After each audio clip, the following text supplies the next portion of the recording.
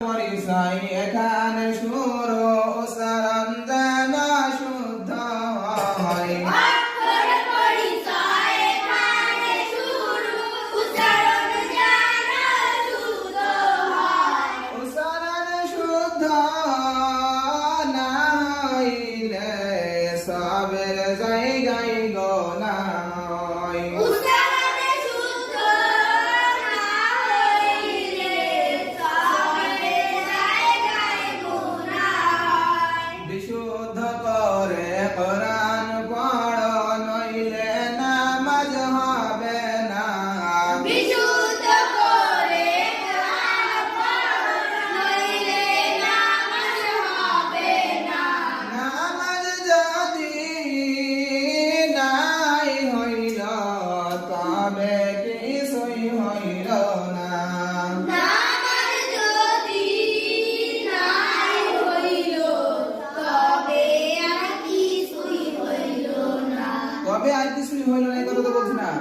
নামাজ যদি নাই হইল তবে কিছুই হইল না।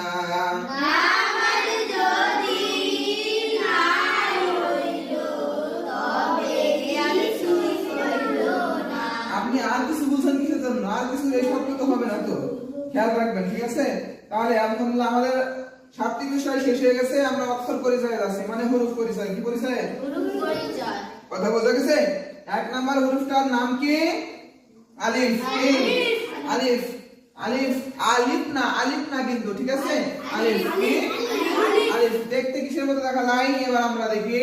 বলছে বলপেনের মতোই দেখা যায়, আলিফ তার নাম, আলিফ তার নাম। বলপেনের মতোই দেখা যায়, আলিফ তার নাম, আলিফ তার নাম। বলপেন যদি না থাকে, বলপেন যদি না থাকে, খাড়া দাগের নিচের দিকে ডানে টান, আলিফ তার নাম, আলিফ তার নাম। খাড়া দাগের নিচের দিকে ডানে টান, আলিফ তার নাম, আলিফ তার নাম।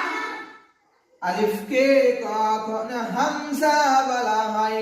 আলিফকে কখন হামজা বলা হয়? হারকাত তানবিন সুকুন থাকলে আলিফকে তখন হামজা বলা হয়। হারকাত তানবিন সুকুন থাকলে আলিফকে কখন হামজা বলা হয়? হামজা উচ্চারণ কেমন হবে?